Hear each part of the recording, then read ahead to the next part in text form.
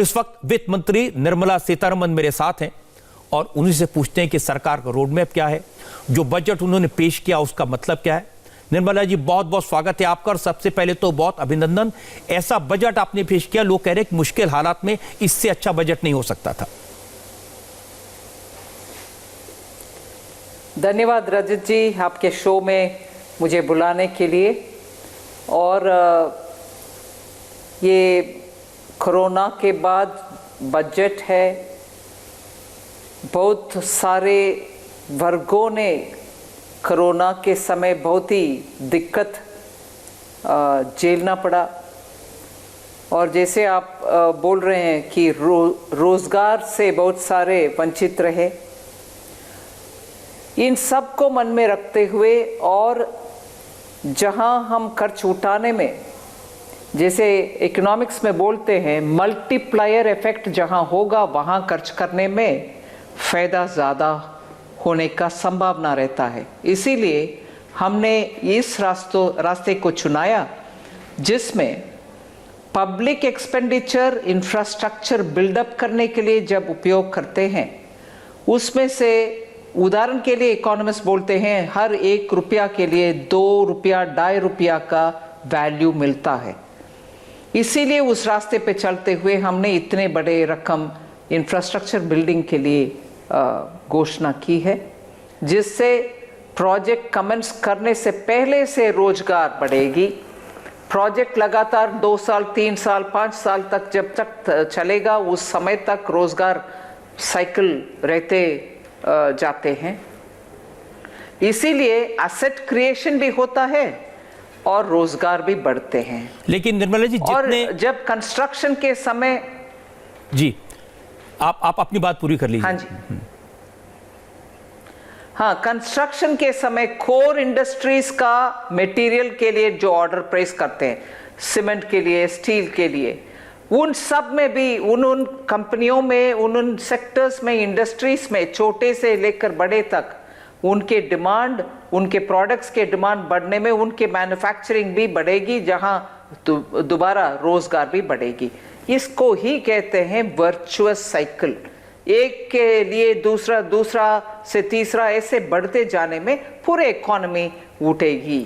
इसीलिए multiplier effect को एक मापदंड मानते हैं खर्च उठाने के लिए। सुझाव है हमारे विपक्षियों का कि सीधा जनता के हाथ में पैसे डालो। नहीं, वो इसलिए भी कह रहे हैं निर्मला जी, क्योंकि देखिए उदाहरण है, अमेरिका ने, चाइना ने, इंग्लैंड ने लोगों के हाथ में पैसा दिया।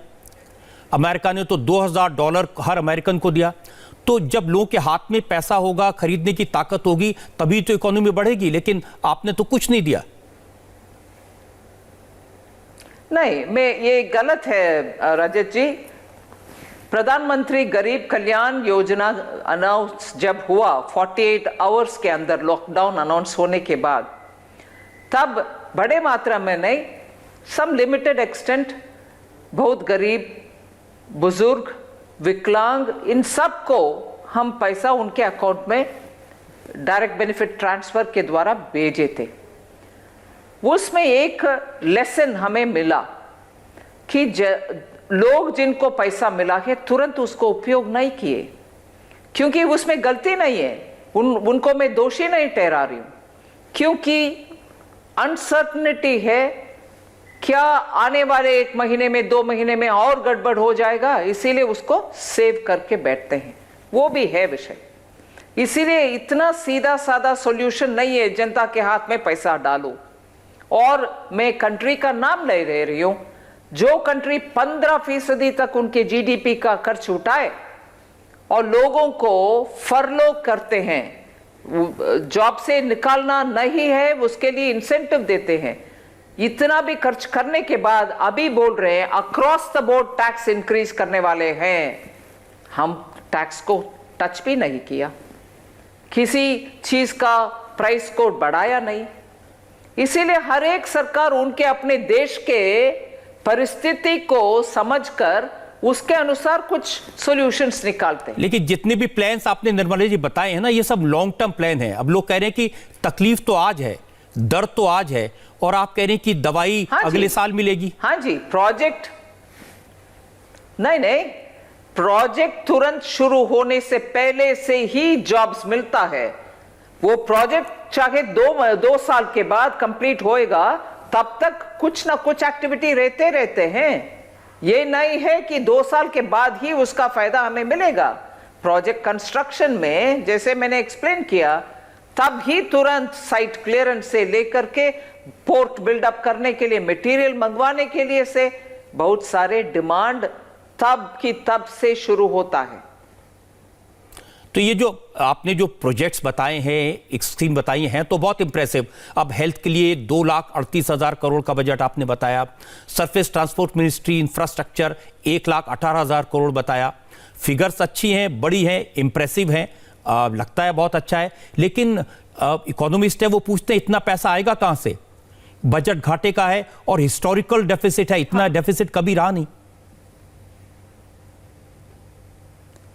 मगर पता नहीं कौन आपको डेफिसिट के ऊपर इतना स्ट्रांगली कहे हैं। हमें तो पहले बोला गया कि आप करेंसी प्रिंट करो, फिस्कल डेफिसिट के ऊपर चिंता ना करो, रेटिंग एजेंसी के ऊपर चिंता ना करो, आप खर्च करो। अभी सडनली ये कौन लोग हैं बोलते हैं कि ओए फिस्कल डेफिसिट इतना हो गया? नहीं, ये सही नहीं है। खर्च करना है। मैं भी 2 महीने पहले ही खुलेआम बोली कि खर्च करना है, बड़े मात्रा में करना है, और अगर मैं अभी नहीं करती हूं फिर ग्रोथ को पोस्टपोन कर रही हूं, जब हमें ग्रोथ आज ही चाहिए। पैसा कहां से आएगा? इसलिए खर्च करना सही है, हम संकोच नहीं किए। पैसा कहां से आएगा निर्मला जी इसके लिए? हाँ, जरूर इसका वो प्रश्न है, और इसके लिए मैं कैलेंडर इस साल भी अनाउंस किया बोरोइंग का, अगले साल भी अनाउंस कर रहे हैं बोरोइंग का। रिजर्व बैंक के साथ हमारे लगातार बातचीत चल रही है। रीजनेबल रेट में बोरो करने के लिए रिजर्व बैंक के द्वारा बहुत सारे चर्चा हो रही है, इसीलिए बोरोइंग जरूर करेंगे, और उसके जिम्मेदारी तरीके से। बोरोइंग का नंबर बहुत ज्यादा बढ़ते जाना नहीं है, इसीलिए एक हद तक बोरो करो, फिर फिस्कल डेफिसिट को धीरे धीरे कम करके आना, जिससे इकोनॉमी का ग्रोथ में रुकावट पैदा ना हो, मगर जरूर कम करते फिस्कल डेफिसिट को नीचे ले आना। ये मैंने स्पष्ट किया है। एक इंटरेस्टिंग कमेंट मैंने राहुल गांधी का देखा, उन्होंने ट्विटर पर लिखा कि ये लोगों के हाथ में कैश देने के बजाय मोदी सरकार जो एसेट्स हैं वो क्रोनी कैपिटलिस्ट फ्रेंड्स को हैंडओवर करने का प्लान बना रही है, वहां से पैसा आएगा। ये क्रिटिसिज्म तो राहुल गांधी जी 15 दिन के एक बार बहुत बोलते हैं, और उसको मैं और बहुत सारे लोग भी फैक्ट्स के साथ उसको रिजेक्ट करते आते हैं। उनको पता नहीं कौन एडवाइस करते हैं, वो ही गाना गाते रहते हैं, वो जवाब देने के बावजूद भी। लेकिन ये तो सच है कि पोर्ट्स को बेच देंगे, एयरपोर्ट को बेच देंगे, बहुत सारी चीजें जो नेशनल एसेट्स हैं वो बेचे जाएंगे। नेशनल एसेट्स आइडल रहने में किसका फायदा? नेशनल एसेट्स जब गवर्नमेंट चलाना नहीं सक रही है, उसको ऐसे के ऐसे रखने में किसका फायदा? और नेशनल एसेट्स पब्लिक मनी लगातार जब उसमें से कुछ भी नहीं निकल रहा, ऊपर से लॉस में चलता है, कितने साल तक अब पब्लिक टैक्स पेयर पैसा को उसमें लगातार कुएं में डालने जैसे डालते जाओगे?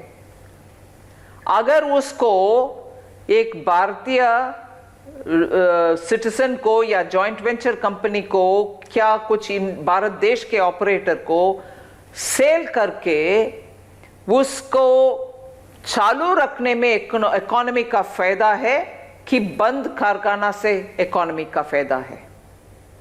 और उसको अगर कोई चलाने लायक वाले लेते हैं, चलाते हैं प्रोफेशनली, उससे फायदा है कि आइडल पड़ने में फायदा है? या नुकसानदायक चलाने वाले सरकार में जहां उनका स्पेशलिज्म नहीं है, उनके हाथ में रखना फायदेमंद है। ये सब भी सोचना चाहिए।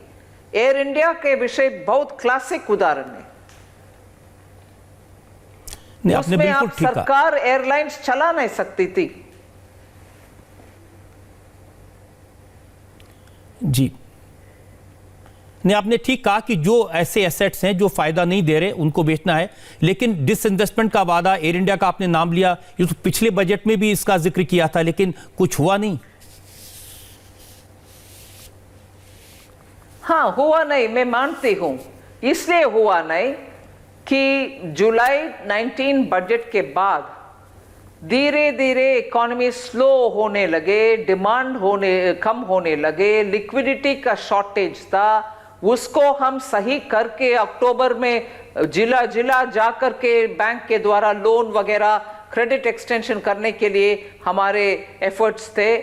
उस समय मार्केट में जाकर के एक एयरलाइन जैसे एक प्रोडक्ट को सेल करना उतना आसान वाले काम नहीं है। जितना पैसा मिल रहा है उतना ही सेल करो, डेस्परेशन में सेल करो। टैक्स पेयर के पैसा है उसमें। आखिर पार्लियामेंट में खड़े होकर के जिम्मेदार जवाब देने के समय नहीं नहीं जो पैसा आया मैंने ले लिया क्योंकि मैंने बोल दिया बजट में, ये तो नहीं बोल सकती हूं। समय सही, मार्केट सही, अच्छा रेट मिलने का जब पॉसिबिलिटी है तब जरूर सेल करेंगे। तो ये जो डिसइन्वेस्टमेंट नहीं हो पाया कोरोना की वजह से नहीं हो पाया, क्योंकि पूरे दुनिया में ये मुसीबत थी। कोरोना से पहले से भी दिक्कत थे, इकोनॉमी के स्लोइंग डाउन के वजह से, और स्टॉक मार्केट भी इतना जोरदार नहीं था उस समय, बहुत ही धीमी गति में जा रहे थे, इसीलिए उस समय नहीं हो पाया। फिर कोविड आया, मगर कोविड के समय हम प्रोग्रेस दिखाए एयर इंडिया में। EOA एक्सप्रेशन ऑफ इंटरेस्ट तक पहुंचे, अभी शॉर्टलिस्ट भी हो गया है इंटरेस्टेड पार्टीज का। कोरोना का जिक्र आपने किया है, अब आपने 35,000 करोड़ रुपए रखे हैं अपने बजट में वैक्सीन के लिए, तो क्या उम्मीद करें कि लोगों को वैक्सीन फ्री मिलेगी? देखते हैं, क्योंकि अभी तक corona warriors, frontline workers, police, arm forces, sanitation workers, ambulance drivers, इनको तो हम दे रहे हैं, डॉक्टर्स, इनको तो हम मुफ्त में ही दे रहे हैं। निर्मला जी, कोरोना की वजह से बहुत सारे लोगों की नौकरी चली गई।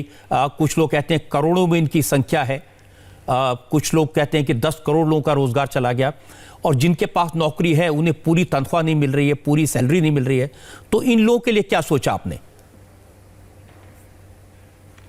मैं आत्मनिर्भर भारत के समय ही जिन लोगों को उद्योग से, उनके रोजगार से हटाया गया, उनको वापस लेने में सरकार एम्प्लॉयर्स को पेंशन, उनका एम्प्लॉय का पेंशन 2 साल तक भरने के लिए एक स्कीम ले आए, जिसमें जितने भी वर्कर है उनको, जिनको हटाया गया उनको वापस लो और उनका PF हम भरेंगे।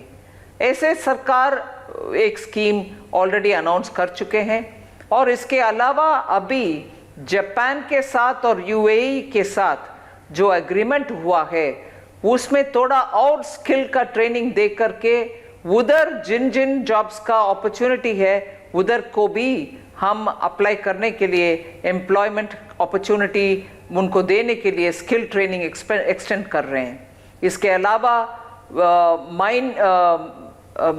Shipping, flagging of shipping in Indian waters, वो प्रमुख एम्प्लॉयमेंट अपॉर्चुनिटी जनरेट करने के लिए ही वो अनाउंस किया है हमने। एक और विषय, mega textile parks, textile sector में जॉब का लेबर इंटेंसिव है, वो उधर भी जॉब क्रिएट करने के लिए ही अगले 3 साल में 7 मेगा टेक्सटाइल क्लस्टर का घोषणा हुआ है। आज रियल एस्टेट के कुछ लोगों की शिकायतें मैंने सुनी, उन्होंने कहा कि सबसे ज्यादा एम्प्लॉयमेंट रियल एस्टेट में, बिल्डिंग्स में जब बनती हैं उसमें होता है, उसके लिए बजट में कोई खास प्रोविजन नहीं है। नहीं, वो इनबिट और रेट का बेनिफिट किनको मिलेगा? इनबिट मतलब इन्वेस्टमेंट इन इंफ्रास्ट्रक्चर, ये ना रियल एस्टेट में जो इन्वेस्ट करते हैं उनको हम बेनिफिट दिया, वो रियल एस्टेट सेक्टर के लिए ही रेट है ना। सॉवरेन फंड्स जो इन्वेस्टमेंट के लिए आते हैं वो प्रॉपर्टीज में ही इन्वेस्ट करते हैं, उनको भी राहत दी और वो भी एक्सटेंड हुआ।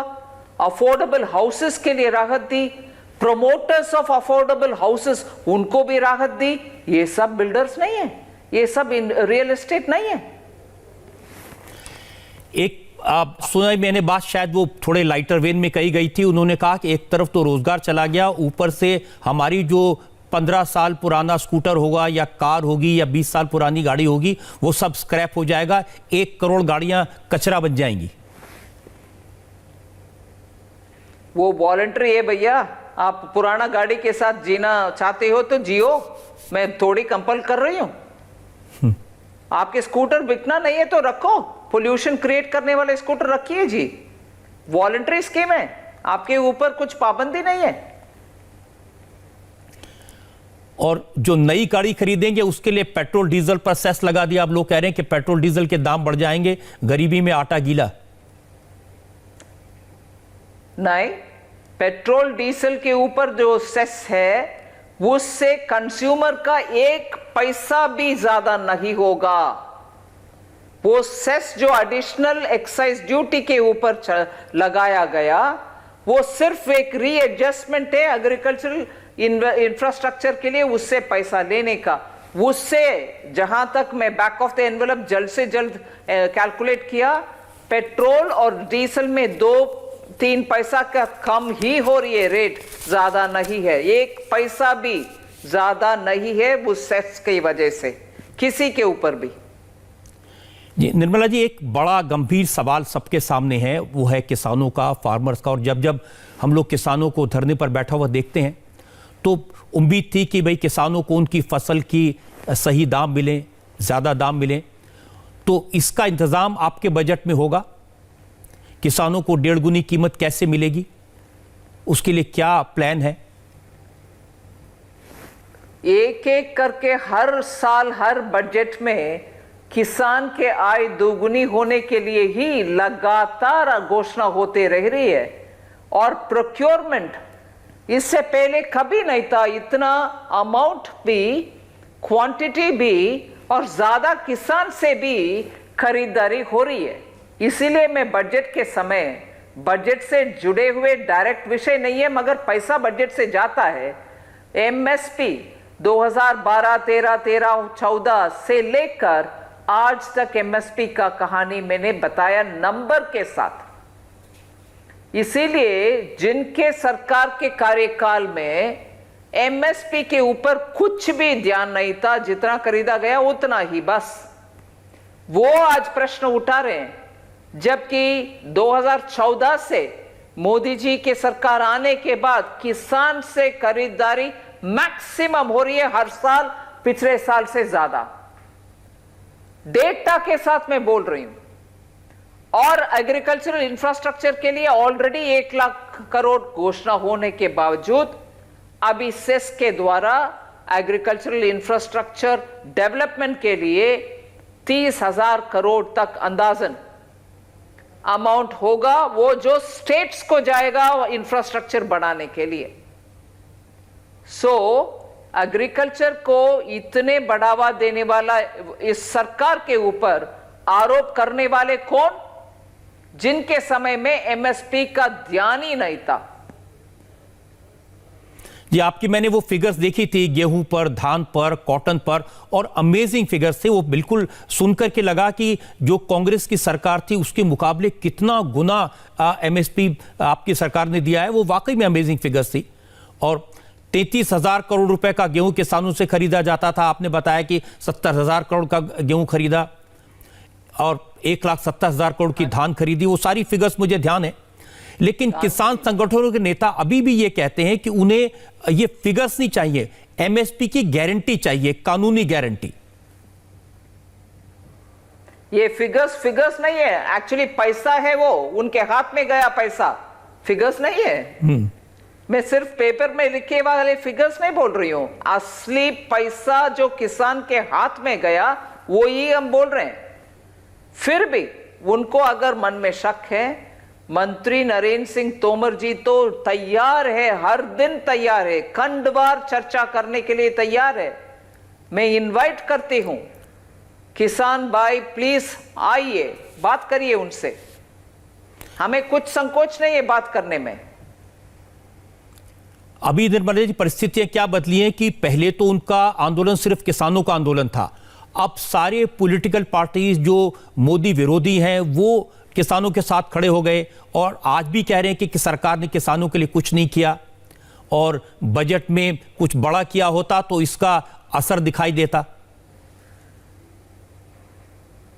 ये बड़ा नहीं है जो किया अब तक एमएसपी खरीदारी, फिर भी उनको अभी तक कोई उनका क्रिटिसिज्म को सुनने के लिए तैयार नहीं थे। चुनाव में उनको बुरी तरह हार मिल रहा है। अभी कुछ किसान आए मन में शक लग और डाउट के साथ, उनके साथ जाकर खड़े होकर के ये समझ रहे हैं कि मोदी जी के खिलाफ वो प्रोटेस्ट कर रहे हैं। किसान अगर उनके मन में डाउट है, हम आंसर करने के लिए तैयार है। चुनाव क्या इसको उनके राजनीति, जैसे आप लोग बोलते हैं हिंदी में, राजनीति रोटी सेकने वाले बात जी यही हो रही है उधर। एक तो अच्छी बात है कि आपने बहुत अच्छी हिंदी सीख ली है। राजनीति की रोटी सेकने वाली बात कोई आसान नहीं होता आपके लिए कहना, बड़ा अच्छा लग रहा है आपसे हिंदी में बात करके। Thank you. निर्मला जी, जो राजनीतिक दल हैं, अब आपने इलेक्शन की बात की है तो वो भी बार बार कहते हैं कि जो कुछ बजट में किया वो वोटों के लिए किया। अब पश्चिम बंगाल में चुनाव होने हैं तो वहां के लिए आपने बड़ा अनाउंसमेंट्स कर दिए।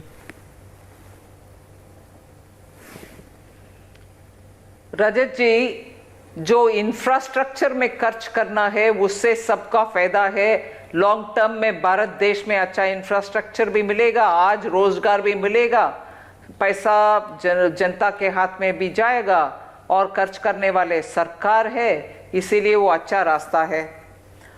उसमें अगर मान लीजिए एक जगह से दूसरी जगह एक रोड चलता है, बीच में 100 किलोमीटर एक राज्य के द्वारा जाता है, उस राज्य में चुनाव है, क्या क्योंकि चुनाव हो रही है मैं उस काम को रोक कर बैठूं? घोषणा करने में क्या दिक्कत है? हाँ, चुनाव वाले स्टेट्स में प्रोजेक्ट्स कर रहे हैं, जरूर घोषणा करेंगे जिससे सबका बेनिफिट है। आप करो, आप भी सरकार में थे, महाराष्ट्र में आप सरकार में हैं, आज तक उधर फैसिलिटी जितना कोरोना पेशेंट्स को लिए देना है वो दे रहे हैं क्या? इसमें कुछ संकोच करना या शर्म करने के लिए बात नहीं है। रोड्स लेके जा रहे हैं, पोर्ट्स लेके जा रहे हैं, इलेक्ट्रिसिटी लेके जा रहे हैं, इसमें गलती क्या है? जनता को देने वाली जिम्मेदारी हर सरकार को है। अगर हम सरकार में आएंगे वो जनता को ये भी करेंगे, यही तो ना किया। महाराष्ट्र के को कुछ गुमराह नहीं कर रहे। महाराष्ट्र का रिएक्शन मैंने देखा, उन्होंने कहा कि जिस राज्य से सबसे ज्यादा जीएसटी आती है, इतना पैसा आता है, उस राज्य के लिए तो कुछ नहीं किया निर्मला जी ने। जिस राज्य से जीएसटी ज्यादा आता है उस राज्य में वो स्टेट्स खुद उनके अपने हेल्थ का विवरण देखना चाहिए था। मुझे कुछ भेदभाव इसके रूपरेख, जिस स्टेट से जीएसटी जाता आता है उनके लिए खर्च पर करूं, जो स्टेट्स वीक है उनको खर्च नहीं करूं, ऐसे भेदभाव करना मुझे नहीं आता। पूरे हर भारतीय राज्य में सभी फैसिलिटी देना हमारे कर्तव्य है, करना ही है। सिर्फ पैसा कमाने वाले या जीएसटी देने वाले को ही नहीं, उनको भी करेंगे, मगर बाकियों को भी करना हमारे कर्तव्य है। जिनको नहीं दिया उनको अच्छा नहीं लग रहा, लेकिन जिनको दिया उनको भी अच्छा नहीं लग रहा। ममता बनर्जी को दिया पश्चिम बंगाल के लिए, तो उनका कहना है कि इलेक्शन में फायदा उठाने के लिए निर्मला जी ने यह कर दिया, बाकी बजट तो बिल्कुल बेकार है। ममता दीदी को तो हर विषय जो प्रधानमंत्री मोदी जी करते हैं उसमें कुछ ना कुछ उनका क्रिटिसिज्म रहता है। किसान, उनके अपने बंगाल में किसान को प्रधानमंत्री किसान सम्मान निधि नहीं दे रही है। इससे इसका मतलब क्या है? केंद्र सरकार के द्वारा अच्छा स्कीम आने में उनको मन में दुख लगता है। अरे हमारे किसान के हाथ में मोदी जी का स्कीम का पैसा जाना, और जाने में वो उन लोगों को कहाँ उनके ऊपर थोड़ा और रिस्पेक्ट बढ़ जाएगा, अपने आप के ऊपर रिस्पेक्ट इतना नहीं होएगा। ऐसे कैलकुलेशन के जरिए जो उनके अपने नागरिक को मिलना चाहिए उसको मिलना नहीं दे रही है और वंचित कर रही है, वंचित रख रही है। सचमुच उनके अपने बंगाल के नागरिक के ऊपर अगर ध्यान है तो ऐसे रास्ता चुनना सही नहीं है। लेकिन ये तो सही है जो आपने करोड़ों रुपए पश्चिम बंगाल के लिए इंफ्रास्ट्रक्चर के लिए दिए, तो नजर तो यही है कि उससे वोट मिले, फायदा हो बीजेपी को। जेन्युइनली अगर खर्च पब्लिक प्रोजेक्ट्स के लिए खर्च कर रहे हैं, क्या आपका इरादा ये है कि चुनाव के साल किसी भी स्टेट के लिए कुछ नहीं करना? ये इंफ्रास्ट्रक्चर सबके लिए बेनिफिशियल है, सिर्फ एक वर्ग के लिए नहीं है। सो करने में क्या दिक्कत है? जरूर करेंगे, इलेक्शन वाले स्टेट्स को भी करेंगे, इसमें आपत्ति किसका है? सरकार उनका है उधर बंगाल में, वो भी करें। असम के लिए, तमिलनाडु के लिए, दोनों के लिए आपने स्पेशल अनाउंसमेंट्स किए हैं, वहां भी चुनाव होने वाले हैं। ये गोवा में चुनाव नहीं है फिर भी अनाउंस किए हैं, यूपी में चुनाव नहीं है फिर भी अनाउंस किए हैं। बहुत सारे स्टेट्स को अनाउंसमेंट में फायदा हुआ है जहां चुनाव नहीं है। क्यों कर रहे हैं भैया?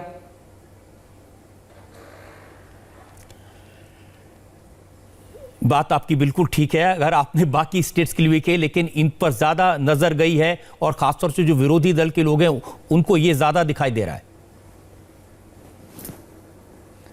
उनको चुनाव हो चुनाव नहीं हो, उनको गवर्नेंस नहीं आता। एक परिवार के लिए काम करने वाले पार्टी या एक उनके अपने पर्सनल के लिए काम करने वाले पार्टी या उनके नेतृत्व को चुनौती देने वाले किसी को सहना नहीं है डेमोक्रेसी में। ऐसे पार्टी इनको तो लगता है कि भैया ये कर दिखा रहे हैं हर विषय में, उज्ज्वला हो, एलईडी लाइट हो, बिजली का कम हो, बिजली भी गांव तक पहुंचना हो, ये सब हो रही है। हम तो कर नहीं पा रहे हैं। पिछले 3 टर्म से लगातार जीत कर आने के बाद भी हमारे परफॉर्मेंस रिकॉर्ड 0 है। इसलिए मन में इनसिक्योरिटी और फियर, उसके वजह से क्रिटिसिज्म है।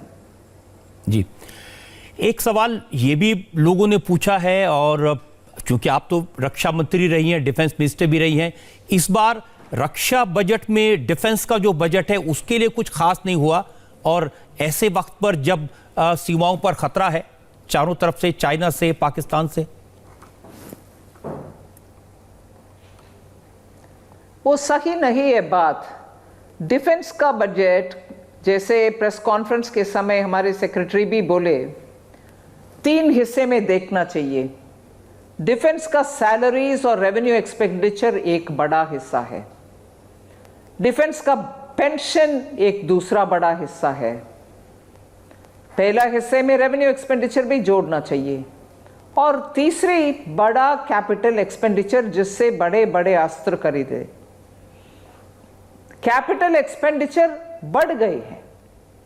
इन दोनों को कंपेयर ना करते हुए आप अगर सिर्फ कैपिटल बजट देखेंगे डिफेंस का, वो तो इंक्रीज ही हुआ।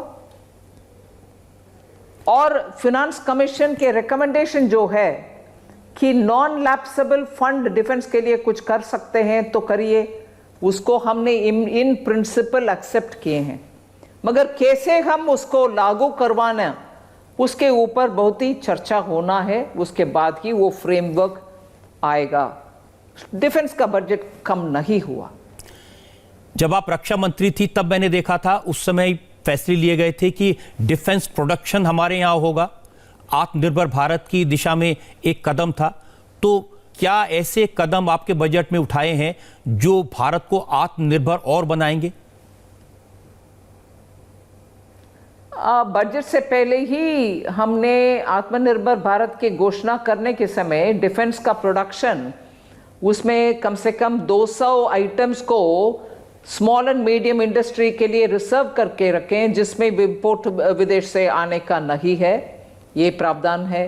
और बहुत सारे आइटम जहां इंडिया में प्रोडक्शन हो रही है डिफेंस के संबंधित विषय, उसको इंपोर्ट कम करने के लिए उनमें बहुत सारे रेस्ट्रिक्शन भी लगाए। और आपने देखा अनाउंसमेंट, हिंदुस्तान एरोनॉटिकल लिमिटेड के ऑर्डर अभी एयरफोर्स ने दिया है। तेजस एयरक्राफ्ट्स जो उस समय तो 2-3 साल पहले से शुरू हुआ बात, उसका अच्छा हुआ अभी ऑर्डर दे दिया HAL को, वो 83 तेजस एयरक्राफ्ट बनाने के लिए। ये सब आत्मनिर्भर करने के लिए ही डिफेंस प्रोडक्शन में कदम उठाया गया जी। निर्मला जी, एक सवाल फाइनल क्वेश्चन मैं इस देश की महिलाओं की तरफ से, जो हाउस वाइफ्स हैं उनकी तरफ से, आपने उनके लिए बजट में क्या दिया? जो महिलाएं घर चलाती हैं, कोरोना की वजह से जिनका बजट बहुत सीमित हो गया, बहुत प्रेशर्स हैं, उनके लिए क्या? नहीं, महिला के लिए नहीं है, मतलब परिवार के लिए हमने बहुत सोचा है, उसमें महिला भी बेनिफिट करेंगे। और एक स्पेसिफिक महिला का बेनिफिट, अगर महिला रोजगार चाहती है, बाहर जाके जॉब करना चाहती हैं, उनके लिए रूल्स में बहुत रिलैक्सेशन भी हमने करवाए। और टेक्सटाइल सेक्टर में ज़्यादातर महिला ही काम करते हैं, उनके लिए 7 मेगा टेक्सटाइल पार्क का कर रहे हैं। महिला के पोषण के लिए पोषण अभियान चला रहे हैं, जिसमें महिला का न्यूट्रिशनल लेवल्स के लिए सरकार मुफ्त उनके लिए बहुत सारे कर रही है। 4th, अफोर्डेबल हाउसिंग खरीदने के लिए, अपने ऊपर एक छत रखने के लिए जो चाहते हैं उनके लिए बहुत फैसिलिटीज दिए हैं।